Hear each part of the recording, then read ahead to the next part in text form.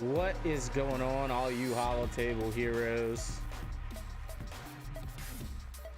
A little loud today. What's up, everybody? It's your boy Itachi. Welcome back to another Imperial Military Podcast Show. Unfortunately, our good friend, our pal, our guildmate, who is typically on with us on Tuesday nights, is unavailable tonight. I don't know what's going on. He hasn't answered my text messages or anything like that, but that's okay, guys. We're still gonna bring you the content here tonight on the Imperial Military Podcast Show. Unfortunately, no Evo tonight. No Evo, but as you guys can see, we have got a lineup for you today. We've got a kit reveal. We've got a faction tag coming to the game that has long been awaited, ladies and gentlemen. Oh my gosh, I hope you're ready. King Joker, what's going on, brother? What is up? I know it's a little late, guys. Got a new hat? Yeah.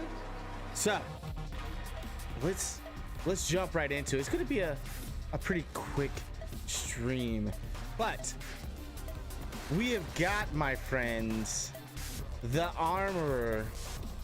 Whew. Hope you guys are ready for this. The Armorer, ladies and gentlemen, here we go. Mandalorian. Light side. Support. Leader. Highlights. Clad your strongest characters in Beskar armor. Earn your signet. Great powerful Beskar armor for the team. The more Beskar you see, the better the armor. This is the way.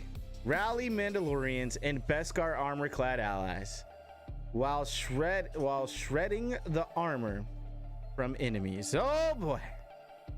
We've got us light side support leader Mandalorian. Synergies show the Mandalorian Beskar armor, which we just got. Sabine Wren, Rey, Jedi Master Luke Skywalker, and Wat Tambor. Ladies and gentlemen, I hope you guys are as excited as I am for this character coming to the game. Here we go. So the armor is a Mandalorian leader and support unit that collects Beskar to buff her team and rally them. So here we go. Reflect Shadow, what's up, man? So here we go. Basic is Tempered Strike. Here we go. Woo. Got our hammer. Got those tong things that you use to forge armor and weapons. The final text: deal physical damage to target enemy twice. If the target has armor shred, the armorer gains 1 stack of Beskar ingot, max of 3 stacks. Beskar ingot used to bestow Beskar armor on allies. That's a pretty nice one. Huh. Pretty excited about this. All right, moving on. Special number 1 is a Zeta. Earn your signet. Cooldown of 3, ladies and gentlemen. Cooldown of 3. Look at that. Whew. All right, final text. The armorer loses all stacks of Beskar ingot and grants target other ally a tier of Beskar armor equal to the number of stacks of Beskar ingot removed until the end of the encounter, which can't be copied, dispelled, or prevented. This ability can't be used if you have no stacks of Beskar ingot. So this is pretty cool. So Beskar ingot, you can only have up to 3 stacks. And so on this ability, she's gonna forge us some armor here, earning your signet here with the armor. And well, let's see what we're gonna get. 1 stack of Beskar ingot. Beskar armor is gonna give you plus 50% defense and plus 15% health up. 2 stacks, you're gonna recover 30% protection at the end of turn. And remember, these last until the end of the encounter. And then 3 stacks, plus 100% counter chance and can't be critically hit. Those are some pretty big things going on there. Obviously, you're going to want to try to get to 3 stacks as quickly as possible, ladies and gentlemen. Woo. All right. Special number 2. This is the way. Cooldown of 3. All right. So this is the way. Final text. Inflict armor shred on target enemy until the end of battle. Call all Mandalorian allies and allies with Beskar armor to assist, dealing 10% less damage. So this is going to not only inflict armor shred on an enemy, but it's going to call all your friends, all your Mandalorian friends, allies, along with her in order to assist. They're going to do 10% less damage, but hey, whatever. It's okay. All right, leader. Our survival is through our strength. Final text. At the start of battle, Mandalorian allies gain protection up 200%, which can't be dispelled or prevented in critical hit immunity for 2 turns. Okay, that's not bad. Not a bad leadership there. Unique one, both hunter and prey. Final text. The first time another ally falls below 60% health, the armorer gains a stack of Beskar ingot, and that ally recovers 40% protection. The armor starts with 2 stacks of Beskar ingots. So, I mean, this seems pretty doggone decent, I'm going to say. Pretty doggone decent. Only 1 Zeta, which is pretty cool. So not a lot to invest there, but you got to be asking yourself right now, how are we going to unlock this character, the armor? Well, my friends, the developers let us know here in their insight, and it will be through make the armor a part of your tribe by unlocking her in the all-new marquee event, Way of the Mandalore. And so that event is what's going to take us in there. It's a marquee event, so great for free-to-play players for sure. This kit seems pretty dope. We got quite a few characters that can place armor shred that are Mandalorians, but we don't have a Mandalorian tag currently in the game. But wait, there's more. So let's head over to our next topic, which is that Mandalorian tag. So this is from CG Doja Vet. Hello, Holotable Heroes. With the release of the armor, the following characters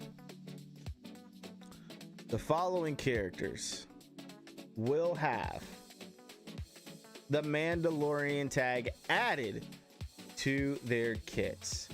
The Mandalorian Beskar armor, Jango Fett, Sabine Wren, Gar Saxon, Imperial Super Commando, and Canderous Ordo. My friends, this is fantastic. You're probably asking, well, what about Boba Fett? Spoiler alert. As is pointed out in the 2nd season of The Mandalorian, Boba Fett isn't a Mandalorian by birth and doesn't meet any of the criteria needed to be called a Mandalorian. Jango is, because he's a foundling, just like our good friend Mando. He is a foundling, Jango Fett was. But these are quotes from season 2. We don't need these two. You are not a Mandalorian. Never said I was. So that was what Boba Fett said, never said I was. And Bo-Katan and Kryz here saying you're not a Mandalorian and we don't need these two. So, my friends, this is gonna be something special here. Let's get into the game real quick. Yeah. And take a look here. We gotta take a look to see what is going on here, what we're getting, what these kits are going to, how they're going to intertwine in with our new friend, the armorer. So let's kill this B-roll real quick. Here we are. This is my main account, guys. So let's take a look here. Now, unfortunately, Jango Fett and the Mandalorian without the Beskar are both bounty hunters, so they got payouts. So right now, no mention of changing anything for them to be able to get their payout with this particular character. So here's Jango Fett. Now Jango doesn't have any armor shred or anything, but this guy hits like a truck at times. He's got a stagger, a 2-turn stagger, which is fantastic. Conflagration, which inflicts the burning debuff, which is fantastic. Also, on the target character loses 25% max health stacking if they were suffering a debuff. So it's some pretty good things here with just Django's overall kit.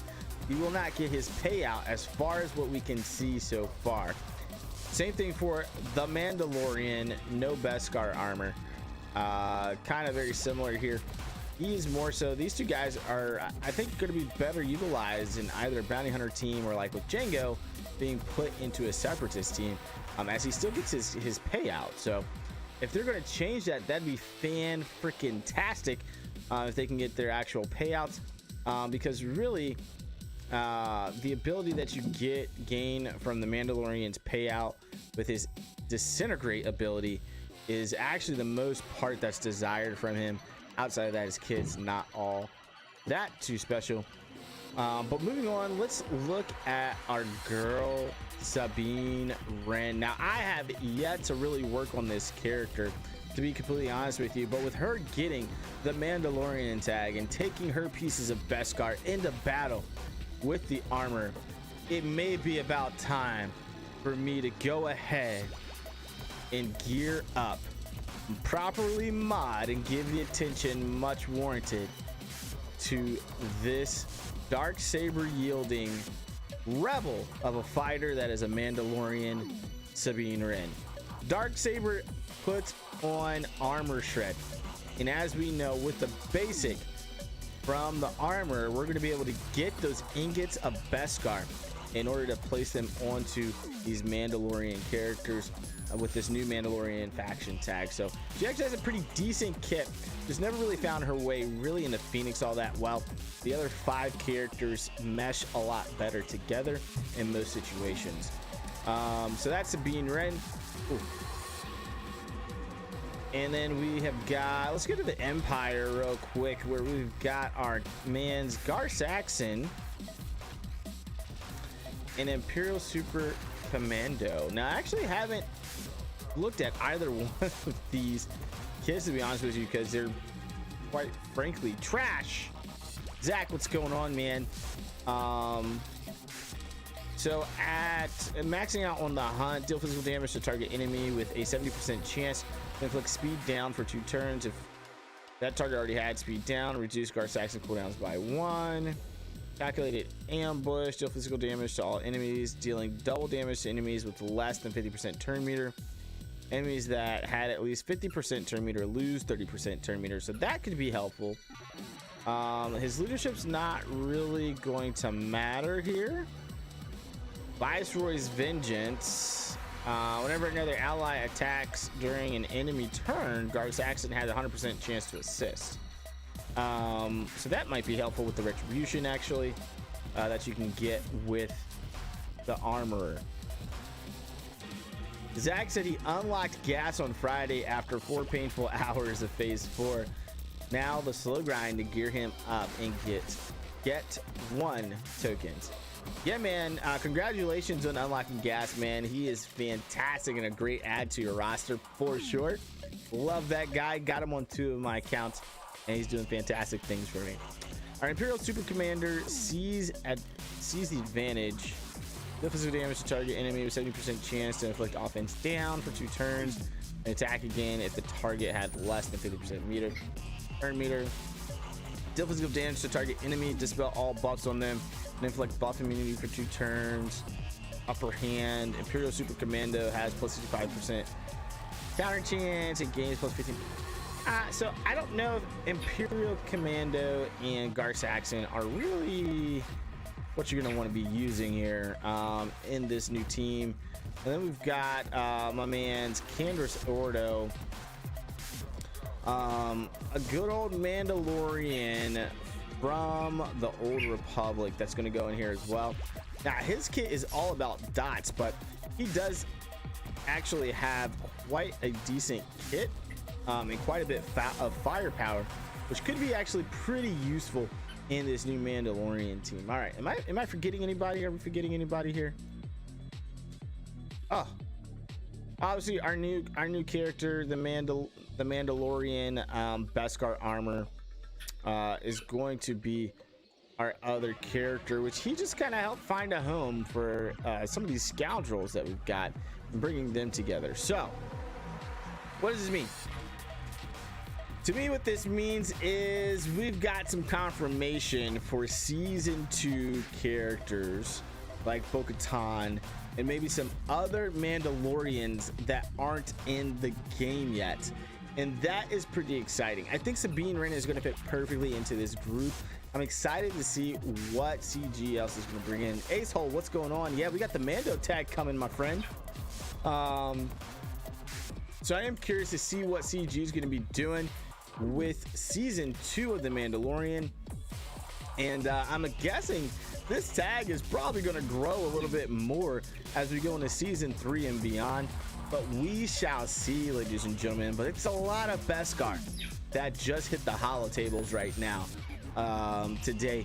So I'm super excited about that. Let me know in the comments down below, what do you guys think out there on the holo tables? Are you guys excited about this?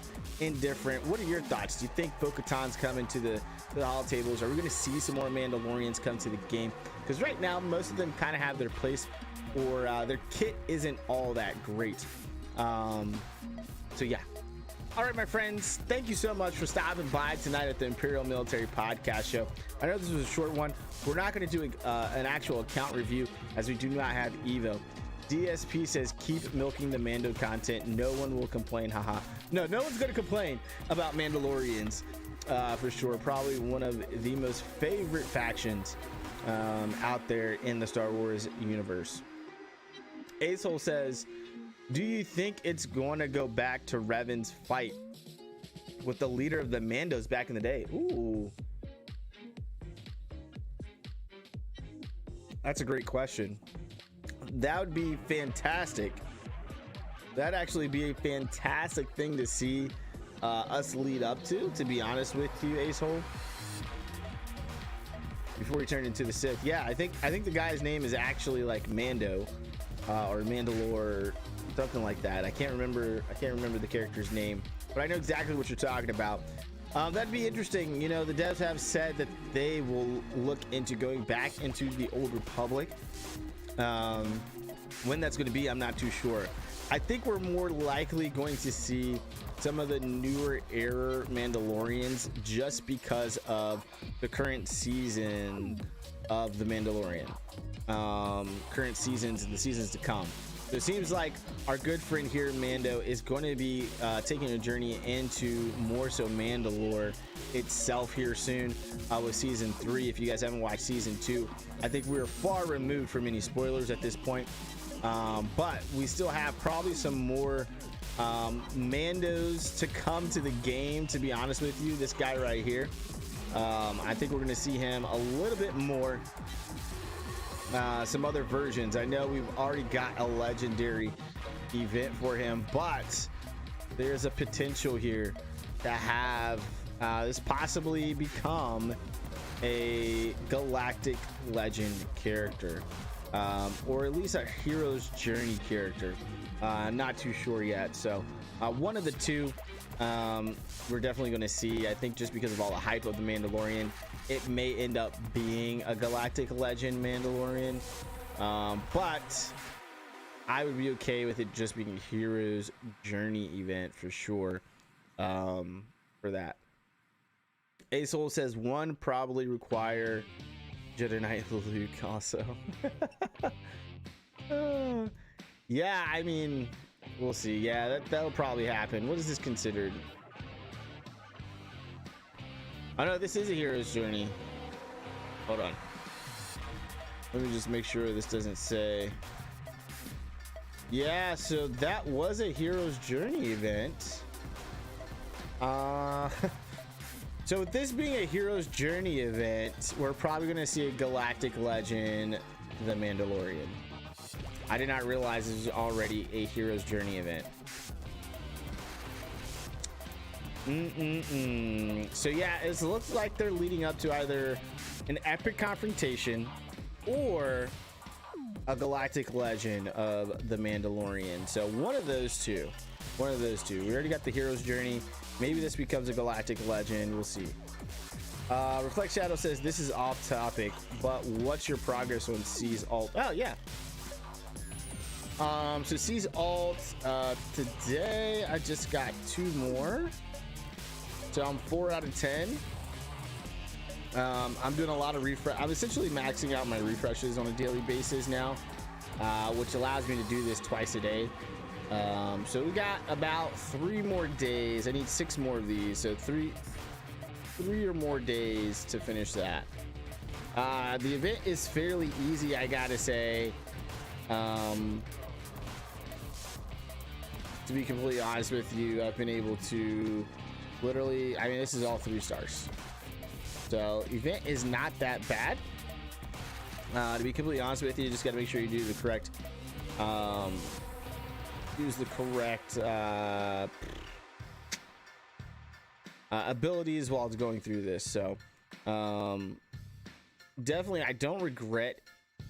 I think the only thing that I don't like right now is the fact that I had to relic 7 Darth Sidious. That character is the only character that is pretty useless to me right now on my roster.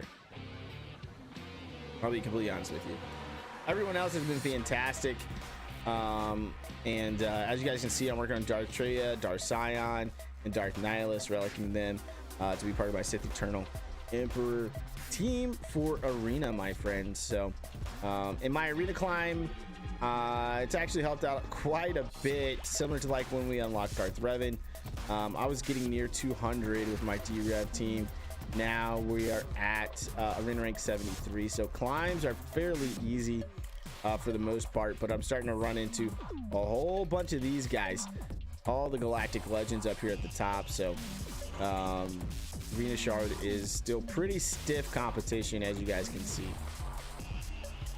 These random he's gotta have, yeah, he's got Luke in there. Okay, so yeah, it's rough right now because of what is up here at the top, but we'll get there. I think I may have one of the fastest galactic legends in my shard here. 556 is what this guy is.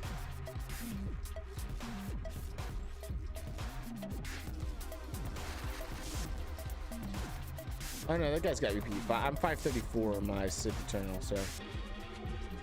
But yeah, I'm having fun with it, man. I'm so glad that we grinded it out. Sith Eternal, early on in the game, guys, I know there's been a lot of questions over in the Discord about the farming guide. Remember this, guys, it is merely a guide. You don't have to take it as gospel. It doesn't have to be, you know, your absolute roadmap, but it is just that. It's a roadmap to help you progress on your account, guys. At the end of the day, this is a game and we want to make sure you guys have fun. We're just looking at the most efficient way to have fun while being able to get as many resources as possible, and we believe what we've put into that guide is going to help you with getting the most resources possible. I know there's been a lot of questions out there between phase 1 and phase 2. Phase 1 and 2 are to bounce back and forth early game. You're going to want to build up your fleets prior to actually unlocking fleets. So you'll kind of bounce from phase 1 over to phase 2, back to phase 1 to complete it all in full, and complete phase 2 all in full. So those two are kind of be intertwined at the beginning of your journey, post probably level 80. It'll probably take you up to level 80, and then you'll really start to grind into getting up to gear 11s and things like that until you can actually start putting on gear 12 pieces at level 85. So that's what those 2 phases are designed for, is to set you up for success early in the game, being able to get you a lot of crystal payouts from Squad Arena and Fleet Arena. And then obviously being able to transition into Jedi Knight Revan and then Sith Eternal is going to help you continue to keep your position in Squad Arena early in the game. So not very many people are going to be able to touch you on the Squad Arena in your Squad Arena shard unless you're top 50. All your top 50 is spending a lot of money and are well beyond you by the time you get up there. So All right, my friends, that's all I got for you guys tonight. My name is Itachi, and this was your Imperial Military Podcast Show. I hope you guys really enjoyed the show today. Thank you guys so much for all your love and support and all of our new subscribers. We are well on our way to 500 subs. Remember, we're going to be at 500 subs by the end of February. So thank you guys so much for all that support. If you haven't liked the video already, make sure you give it a thumbs up. And if you're not subscribed, guys, please smash that subscription button. Costs you $0, costs you nothing, but it helps us out so much to continue to deliver fantastic content to you guys out there in the galaxy. All right, Sith Empire, y'all have a lovely night. Until next time, my friends, we're gonna go ahead and throw up. Oh, hold on. John, thoughts, imps. Went over the free-to-play. Yes, typically we go over the free-to-play John accounts. Tonight, because Evo is not on with us, it was more so just to go over the kit reveal and the Mando tag. If you guys remember back in December, early December, late January, one of our podcasts, we actually said, hey, we're going to kind of cut back on the amount of time that we actually do with going over the free-to-play accounts. Because a lot of times week to week there's not a lot of large changes, so you're kind of seeing the same thing over and over and over again and not a lot of progress there, just because a week on a free-to-play can sometimes, at the level that we're at this point, can sometimes be very minimal gains. And so we said we're definitely going to use this avenue to bring you guys the news, essentially galactic news, what's going on out there in the galaxy for Star Wars Galaxy of Heroes. And that's what I did for you guys tonight. So thank you guys so much for joining. Until next time, guys, we're gonna go ahead and throw up the deuces. Peace out, y'all.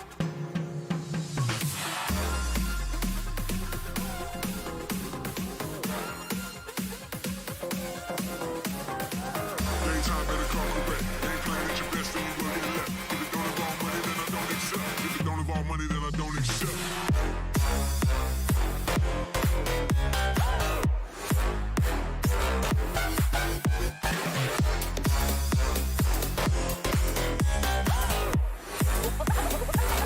Something like this.